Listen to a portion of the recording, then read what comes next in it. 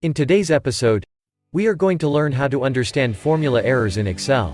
When you're working with formulas, things aren't always easy. In some cases, a formula gives an error value rather than the value you expected.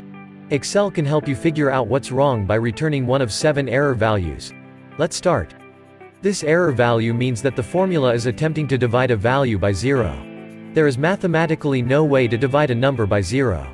You will also see this error if the formula is trying to divide a value by an empty cell. This error value means that the formula cannot return a legitimate result. You would typically see this error when you use an inappropriate argument in a function. You will also see this error when a lookup function does not return a match. This error value means Excel doesn't recognize a name you used in a formula as a valid object.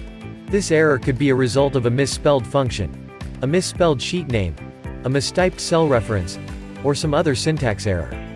This error value means the formula uses an intersection of 2 ranges that don't intersect. This error value means there is a problem with a number in your formula, typically an invalid argument in a math or trigonometric function.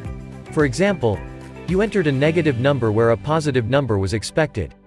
This error value means that your formula contains an invalid cell reference. This is typically caused by deleting a row or column to which the formula refers. This could also mean that the formula uses a cell reference that doesn't exist. This error value means that your formula uses the wrong data type for the operation it's trying to do.